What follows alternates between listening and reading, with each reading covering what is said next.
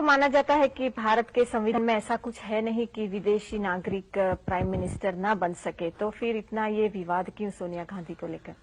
देखिए, हम सोनिया गांधी का विरोध नहीं करते हैं और न ही हम सोनिया गांधी के पर कोई आरोप करते हैं। वो भारत के एक परिवार की बहू है, उनका स्वागत है। भारत के 2 बेटों की वो मां है, उनका स्वागत है। भारत के एक पूर्व प्रधानमंत्री की विधवा है, उनका सम्मान है। सोनिया जी के प्रति हमारे मन में कोई द्वेषभाव नहीं है, इसलिए चर्चा सोनिया जी के संदर्भ में करना मैं उचित नहीं मानता हूं। लेकिन इस देश ने यह जरूर तय करना है, हिंदुस्तान ने आज, क्या भारत जैसे देश ने उसका राष्ट्रपति, उपराष्ट्रपति, प्रधानमंत्री, सेना का मुखिया, जुडिशरी का मुखिया, ये जो प्रमुख पद है, क्या इन प्रमुख पदों पर कोई विदेशी मूल का व्यक्ति होना चाहिए या नहीं होना चाहिए? और मुझे लगता है कि देश में आज समय आ गया है। जब संविधान निर्माताओं ने संविधान बनाया तब उन्होंने सोचा ही नहीं होगा कि जो कांग्रेस महात्मा गांधी विदेशी चले जाओ के नारे लगा करके काम कर रही थी, वही कांग्रेस विदेशी को लाओ का काम मंत्र पढ़ेगी, ये होगा, वो मानते ही नहीं थे, इसलिए उन्होंने सोचा नहीं था। लेकिन अब कांग्रेस इसी हालत में तुली है कि 100 करोड़ देश के पास कोई नेता नहीं है। और ये देश के स्वाभिमान का सवाल है, ये राजनीति का सवाल नहीं है कि क्या मेरे आजाद देश जो अंग्रेजों को यहां सर रहा है, गोरी चमड़ी के लोगों को हटाया, उस देश का अपना कोई प्रधानमंत्री नहीं हो सकता है क्या? इसलिए देश के स्वाभिमान की लड़ाई है ये। उसको राजनीति या सोनिया एक व्यक्ति के साथ जोड़ना उचित नहीं होगा।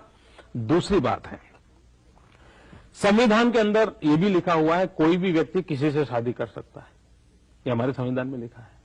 लेकिन आपको जानकर के आश्चर्य होगा कि हिंदुस्तान की सेना का जवान या सेना का कोई भी अफसर या हमारे डिप्लोमेट्स के नाते एक्सटर्नल अफेयर्स मिनिस्टर में काम करने वाले कोई भी सरकारी मुलाजिम, अगर वे किसी विदेशी मूल की व्यक्ति से शादी करते हैं तो उनको पहले परमिशन लेनी पड़ती है। इतना ही नहीं, परमिशन अगर मिलती है उनको तो बाद में ये देखा जाता है कि वो किसी संवेदनशील पोर्टफोलियो को न संभाले, उनको ऐसी जगह पर रखा जाता है ताकि देश की सुरक्षा के सवालों को लेकर के उनका कोई संबंध ना आ जाए। अब ये देश के जवान की देशभक्ति पे कोई आशंका नहीं है, लेकिन देश हित में सब सोचना पड़ता है। अगर देश के एक जवान को पत्नी भी विदेशी लाने के लिए रोक है, तो क्या एक विदेशी महिला को देश का प्रधानमंत्री बना देना और हिंदुस्तान की सारी फाइलें उनके सामने खोल देना, ये कौन सी सुरक्षा का विषय है? तीसरी बात है, हिंदुस्तान में घटना घटी थी, पंडित नेहरू के जमाने में घटी थी।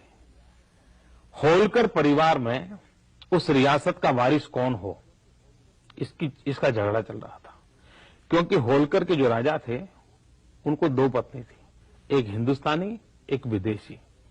अब उनकी इच्छा यह थी जो विदेशी पत्नी का बेटा था वो होलकर रियासत का वारिस बने, राजा बने।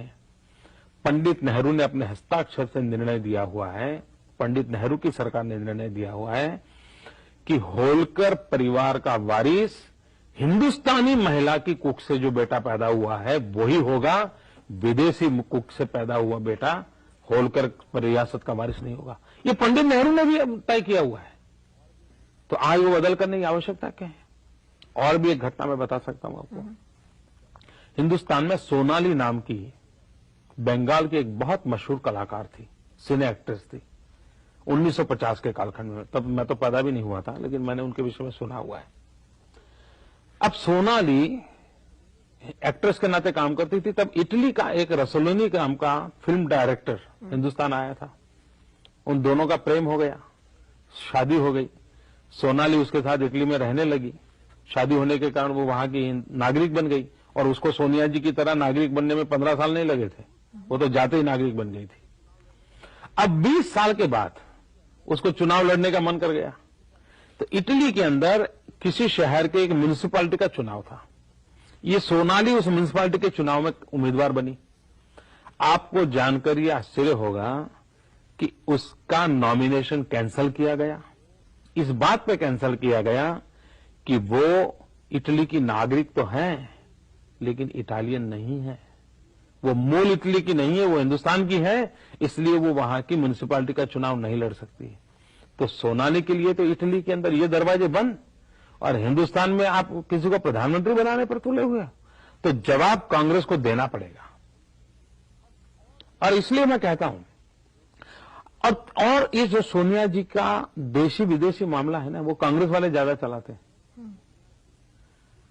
सवाल तो ये है, क्या सोनिया जी, हिंदुस्तान जैसा देश, दुनिया का सबसे बड़ा लोकतंत्र, उसका प्रधानमंत्री, इसका कोई अनुभव होना चाहिए कि नहीं? एक्सपीरियंस नाम की कोई चीज होनी। आप एक प्यून को भी नौकर रखते हैं तो पूछते हैं कि पहले कहां काम करते थे भाई। घर के अंदर बर्तन साफ करने वाले को रखते हैं तो भी पूछते हो कि पहले कहीं काम किया है क्या? वो भी है। आप क्लार्क रखते हो, कैमरामैन रखते हो, किसी को भी रखते हो तो पूछते हो। सोनिया जी ने हिंदुस्तान की पंचायत तक देखी नहीं है, कोई अनुभव नहीं है, उनको हिंदुस्तान का ज्ञान नहीं है। और मैं पिछले 1.5 साल से कांग्रेस के लोगों को एक चैलेंज करता रहता हूं कि भैया सोनिया जी मंच पे आकर के, मेरी एक शर्त रहती है कि बिना कागज वो आए। वो कागज पढ़ती रहती, किसी का लिखा हुआ। सोनिया जी बिना कागज लेकर के आए, और आकर के और कुछ नहीं, सिर्फ हिंदुस्तान के राज्यों के नाम बोल दें बिना कागज दी। और मैं दावे से कहता हूं, हिंदुस्तान का 3री कक्षा का बच्चा तो हिंदुस्तान के राज्यों का नाम बोल पाएगा, लेकिन ये इटली की बेटी नहीं बोल पाएगी। क्या ऐसी व्यक्ति भारत की प्रधानमंत्री बनेगी? क्या कोई अनुभव है क्या उनका? और इसलिए देश की जनता को सोचना पड़ता है कि भाई कोई एक्सपीरियंस नहीं, इतना बड़ा देश चलाना। और उनके सामने अटल जी देखो, 50 साल से देश की राजनीति में है, कोई समस्या ऐसी नहीं है जिसके साथ वो जुड़े न हो। 35 साल से संसद में बैठे, विपक्ष में रहे हैं, और कितना ऊंचा व्यक्तित्व है। तो सवाल कांग्रेस को, देश की जनता को जवाब देना पड़ेगा।